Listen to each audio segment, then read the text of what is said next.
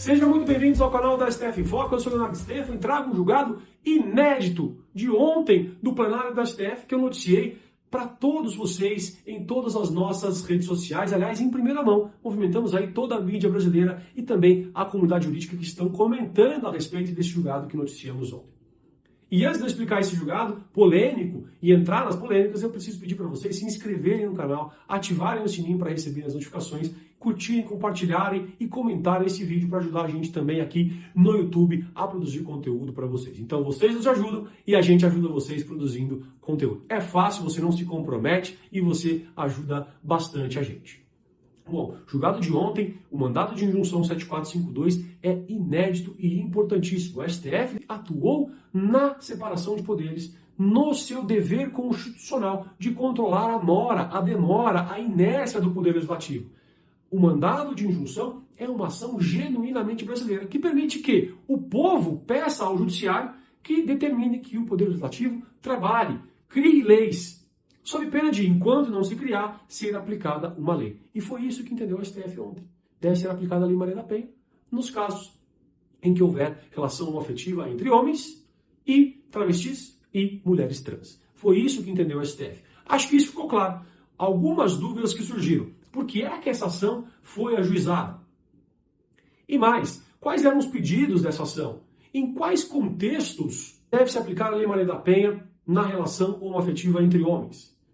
E por fim, é possível aplicar uma norma penal que contenha lá na Lei Maria da Penha as relações homoafetivas entre homens? É isso que a comunidade jurídica está discutindo e a gente vai responder exatamente nesse vídeo agora para vocês. E para ter algumas informações a respeito dessa ação, eu busquei o advogado da autora da ação, a Abraf, que impetrou esse mandado de injunção coletivo no STF. O advogado dela, o Dr. Paulo, nos explicou por qual motivo eles impetraram esse mandado de injunção e eu tenho certeza que vocês não sabiam dessa história muito interessante. Vamos ouvir. Na verdade, foi, né, eu homenageei ele na sustentação oral, a gente homenageou na nota o Andrew Sicchetti, que era um senhor norte-americano que morava no Brasil, casado civilmente com um brasileiro há muito tempo, que há alguns anos, eu acho que foi no final de 2021, se não me engano, ou 2021, 22, né, pouco depois do Natal, ele se conscientizou, sabe, deu um clique, que era vítima de violência doméstica psicológica, principalmente. E aí o Andrew me procurou. Eu confesso agora, não lembro exatamente por quê, mas para ajudar a representá-lo. Porque nesse fim de ano, acho que fim de 21, que ele se deu conta disso, ele foi na delegacia, e na delegacia disseram que, infelizmente, embora o caso dele tivesse todos os elementos da violência doméstica, em tese, né, ok, contraditória, ampla defesa, óbvio, mas a delegacia não poderia atendê-lo pela Lei Maria da Penha, que fala unicamente na proteção da mulher. Viram só? Esse mandado de injunção importantíssimo que está em toda a mídia brasileira surgiu de um caso concreto, de uma negação de um direito fundamental da pessoa humana. E ontem o STF decidiu que deve sim ser reconhecido esse direito e deve se aplicar a Lei Maria da Penha. Aliás, foi isso que me disse também o Dr. Paulo, o advogado da autora da ação. Vamos ouvir. A gente partiu de uma tese do professor Canotilho, cadê aqui? O Direito Constitucional e Teoria da Constituição, clássico, mas do Constituição Dirigente, que ele fala: o princípio da igualdade é uma imposição constitucional relativa. Quer dizer, ele manda o Congresso criar leis, mas não por si. Se você cria uma lei que protege um grupo numa situação de vulnerabilidade e outro grupo, que não está citado pela lei, também está numa situação de vulnerabilidade que pode não ser idêntica, mas é equivalente, então o princípio da igualdade exige que tenha uma lei que proteja esse outro grupo, gerando a omissão inconstitucional enquanto não tiver esta lei. Quais foram os pedidos dessa ação? Quais foram os pedidos do mandado de injunção coletivo 7452? Também nos respondeu o advogado da Abraf, o Dr. Paulo.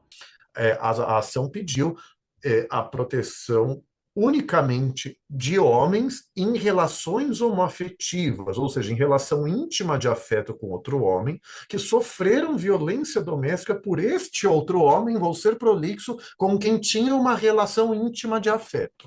Nada na ação e na decisão pode ser interpretado como permitindo, com mil aspas, a proteção de homens em relações heteroafetivas, em relações com mulheres.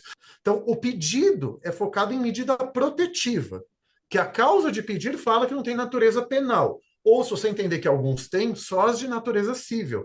Importante saber isso. Os pedidos, a princípio, foram de aplicação das medidas protetivas, porque era isso que precisava o Andrew naquela situação do caso concreto. Eles precisavam de uma medida protetiva para serem protegidos pela lei nos casos de violência doméstica. E gerou outra dúvida: em quais circunstâncias isso deve ser aplicado? Ou seja, precisa de alguma contextualização ali para que seja aplicada a Lei Maria da Penha na relação homoafetiva entre homens? Sim, o STF entendeu que é preciso ficar comprovada a vulnerabilidade, ou, que é sinônimo, a subalternidade da vítima. A vítima, em regra, pela Lei Maria da Penha, é a mulher, porém poderá ser o homem se houver uma relação homoafetiva e se houver a subalternidade da vítima em relação ao ofensor. Como acontece com as mulheres nos casos práticos de Lei Maria da Penha. A mulher é subjugada pelo homem em razão do seu gênero. Aqui, o homem é subjugado pelo outro homem na relação em razão da subalternidade que existe entre eles. Isso é muito importante. Se não ficar comprovado isso, não será aplicada a Lei Maria da Penha. E por fim, a comunidade jurídica está criticando a decisão porque teria permitido a aplicação das normas penais constantes lá na Lei Maria da Penha em analogia em prejuízo do réu, o que é vedado pela lei brasileira. Ora, deixa eu explicar isso direito. De fato, a lei brasileira veda que uma norma penal, por exemplo, um crime, seja aplicado analogicamente, ou seja, não tem uma lei prevendo um crime, mas eu pego uma outra lei e aplico naquele caso concreto. A lei não permite isso, porque a norma penal não pode ser aplicada em analogia, em malampado.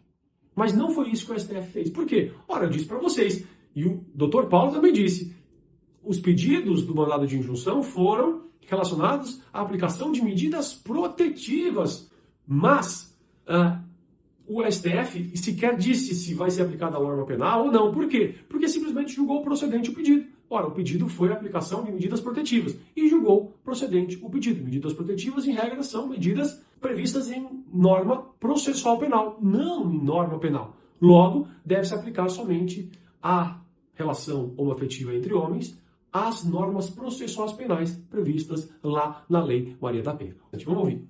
Por isso que o ministro Alexandre não falou. Mas eu falei no memorial e eu concordo, e eu reitero aqui.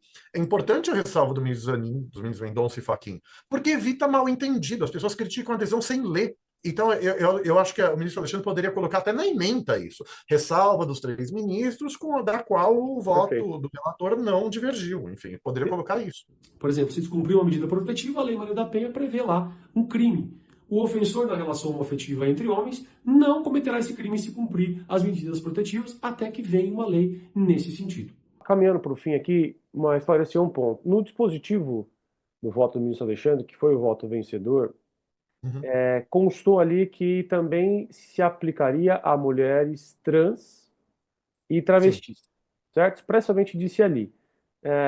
Você como autor da causa, concorda com isso, né? A sua associação que você está representando concorda com isso? Vocês vão recorrer? Acha que foi extra petita? Me explica um pouquinho, por favor.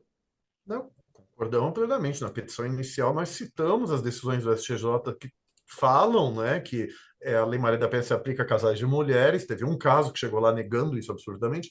E a decisão que diz que ela se aplica a mulheres trans, porque mulher trans, mulher é, segundo o STJ, com toda razão. Nós falamos disso na ação. Se você interpretando a petição inicial, artigo 322, parágrafo 2º do CPC, à luz do conjunto da postulação, nós defendemos isso. Então, não considero que seja extra petita. E as associações concordam plenamente. Mulher trans, mulher é. Não deixe de se inscrever no canal. Um abraço e até a próxima.